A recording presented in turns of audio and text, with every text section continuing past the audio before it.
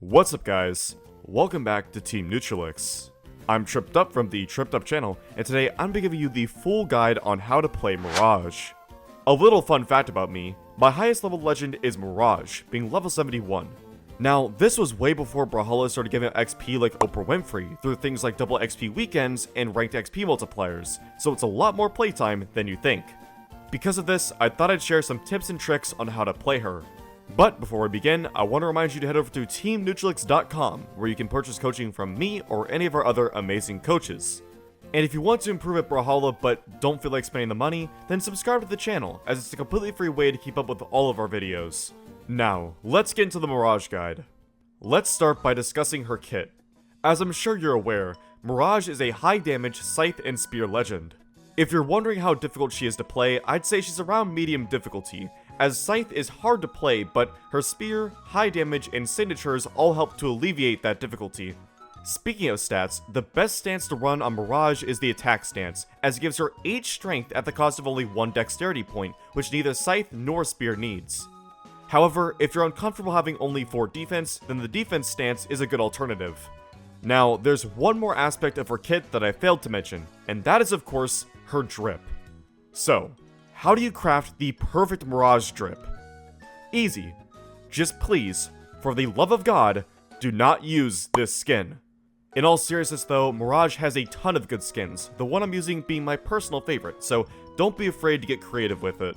Now, before I start talking about Mirage's signatures, it's time for the obligatory Costlix jump scare. Well guys, I guess this means no more Costlix jump scares. Now then, let's talk about Mirage's signatures. I'll start with her Scythe signatures. Her Scythe N-Sig will quickly put a hitbox in front of her, although there's not very many active frames. This signature has a lot of force, and can lead to some pretty early kills. I've found that it pairs well with soft sidelight, as it puts your opponent in the perfect position to be hit by the N-Sig. It can also be used to catch your opponent off guard when they're trying to recover from the wall off stage. Out of the 3 Scythe signatures, I would say this one is the most useful. Next is her Scythe Side Sig. This is a fast traveling Sig that has a similar amount of force and active frames as her N-Sig. This is often used to try and fish for an early kill off stage with either a gravity cancel or a slide charge, because otherwise it can be kinda difficult to hit. The reason for this is because contrary to what some believe, you actually can get hit while in this transitional period where you're just sand. Yes, I have met some people that thought you couldn't get hit during that time, and one of those people was me about 5 or 6 years ago when I was just a gold Mirage player. An extra application of this Sig is to be used when trying to get back on stage. I don't recommend using it often, but if you use it sparingly and at the right moment, you can definitely catch your opponent by surprise. And then, her third and final Scythe Sig, which is the down Sig, is kinda like a get off me. This Sig has a similar amount of force and active frames as the last 2 signatures, however it has a noticeably bigger hitbox. The trade-off for that larger hitbox is that it has considerably more end lag, which means you're definitely going to get punished by any competent player on miss, which I can't say about the other 2 signatures. I should also mention that this is the only Scythe signature that hits stacked. As I said earlier, this Sig works best as a get off me, primarily when your opponents are landing on top of you from above. Overall, Mirage's Scythe kit is very strong, however, a few of her signatures lean more into the situational side, which makes them harder to use. The same cannot be said about her spear signatures, which we're getting into now.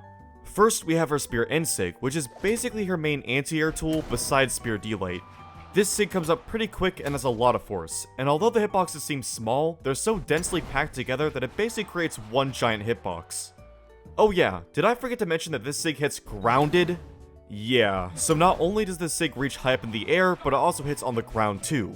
Pretty broken if you ask me.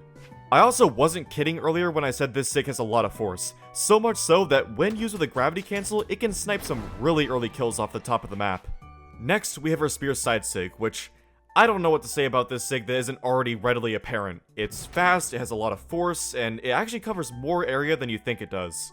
The incredibly obvious way to utilize this Sig is to wait until your opponent is highly damaged and then use it to get the kill. And while that is one way to use it, I found a much cheesier and much more OP way of using it. Due to this signature having the most force out of any of Mirage's signatures, it spikes at an incredible angle. I think you might know where I'm going with this. If used against your opponent off stage, it will put them in a horrible situation, if not outright killing them, as lowly damage is just orange. As mentioned earlier, this SIG is fast and covers a surprising amount of area, so sometimes your opponent will have no idea what's coming until it hits them. Also, just like the Scythe side SIG, the Spear side SIG can be used to get back on stage, and although I'd say it's better at getting back on stage than Scythe side SIG, I still wouldn't use it that often. Personally, I believe that this is the best Mirage signature. There's arguments for other signatures, but I'd say this one's the best. Lastly, we have the Spear D SIG, which is another get off me. This SIG is very similar to the Scythe down SIG.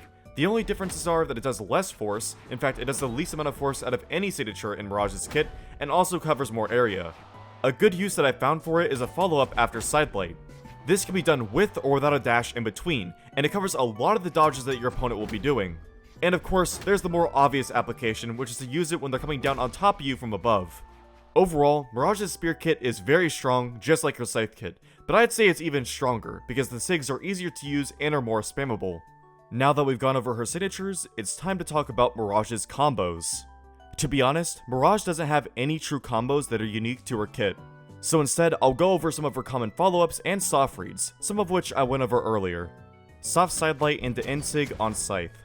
And just a quick note, I'll be including all the dodges that these soft reads catch in the text below the video showing the combo. And if the text is yellow, that means it requires a dash to work. Soft D-Light into End SIG on Scythe. Inlight into Side SIG on Spear. Inlight into D SIG on Spear. Sidelight into End SIG on Spear. And Sidelight into D SIG on Spear. Some of these follow-ups are more practical than others, but they do exist. Now that I've gone over the entirety of Mirage's kit, it's time to answer some miscellaneous questions regarding Mirage. First and foremost, which of her weapons is better? As I alluded to just a little bit ago, I think her Spear kit is better. On top of the signatures being really strong, her high damage complements them very well, which leads to some very early kills. Not only that, but Spear is really good at building damage, which, once again, when combined with high damage, is a really deadly combination. Of course, I'm not trying to say that Mirage's Scythe kit is bad. In fact, quite the opposite. I think it's really good, but her Spear kit is just slightly better. The next question is, what type of playstyle should I have if I'm maining Mirage? Thanks to her high strength, fast weapons, and fast signatures, I would say you can take a more aggressive approach to her than most legends. Of course, not too aggressive, because ultimately this game is more passive than aggressive, but having a bit more aggressiveness in there will definitely help you in the long run. Next question, how do I get better with Mirage's weapons? Well, dear viewer, I'm so glad you asked, because Team Neutralix has guides for both Spear and Scythe, so go check those out if you haven't already. The last question is, whose gameplay should I watch to get a better understanding of Mirage? When it comes to pro players that use Mirage, there's only two that come to mind. Sandstorm, of course, and then S-Scrape. Now, I don't believe that Mirage is the main legend for either of these players. Well, I know it's the case for Sandstorm, but I don't think it is for S-Scrape either. It seems like he's more like a Orion player, but still.